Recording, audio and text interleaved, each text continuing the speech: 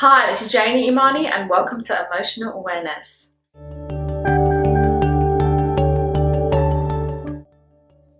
So in today's episode, we'll be talking about how to get to the heart or core of what somebody's trying to say so that we can end up having more meaningful interactions with one another.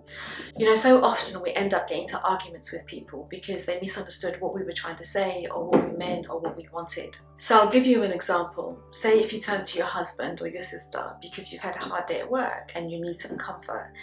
And instead of listening to you, they talk about how you need to have more work-life balance or how you need to not let your boss take so much of your time. And so you get frustrated with them and then you say, you never listen, you guys are so annoying, you didn't even understand what I meant. And then they get annoyed at you because they're like, oh, I'm giving you my time and you don't even appreciate that. So that was just a small example, but stuff like this happens all the time, or we go back and forth over something that seems quite silly or quite small.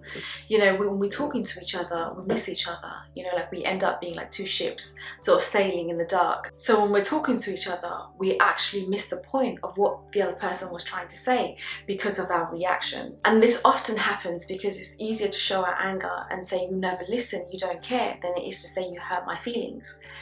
You know, or I want you to hear me out. Like, think about how difficult it is to say you hurt my feelings. They're just simple words, but when we use those words, it leaves us feeling vulnerable and we feel exposed and weak. And unfortunately, when we don't speak our feelings and we get angry, we end up getting the opposite of what we want, you know, and the opposite of what we were asking for. And often because the other person is left feeling devalued or unappreciated or uncared for.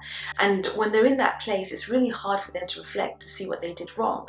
And so you end up going around and round in these cycles. So the next time you find yourself in an altercation with somebody who is reacting, try not to react to their reaction. You know, take a step back and see if you can get to the bottom of what they are trying to say or what they want. Like, as Esther Perel says, you know, behind every criticism is a mountain of disappointment. There's an unmet need or an unmet wish. To see if you can figure out what that is. And, you know, it's definitely a little bit difficult, but it can make all the difference. And if you find you're the one that's reacting or frustrated in a conversation, ask yourself, what is it that I'm trying to say? Try to get to the bottom of what you mean.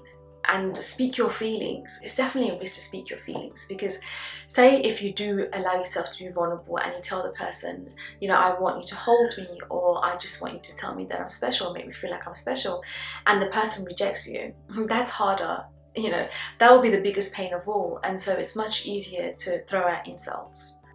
So you may be thinking, okay, but I tell him or her all the time, I do communicate what I want, but they still don't hear me.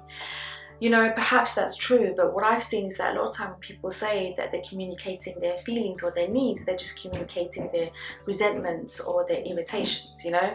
So they're saying stuff like, oh, you never make me special, you never take me out, instead of saying, oh, can you please take me out? Or can you do something that makes me feel like you care? You know, it's a very slight difference of words, but it can really make a big difference. Okay, so let's do this in a nutshell. Ultimately, we all want to be heard and understood, but our difficulty to articulate our emotions gets in the way. So instead of speaking your anger and your animosity, speak your feelings, and then perhaps we'll be more likely to get what we are longing for. So that's it for today. Thank you so much for watching. Make sure you like, comment and subscribe, and I will see you next week, which is next Wednesday, to talk more about this topic. So next week will be part 2. So take care. Bye.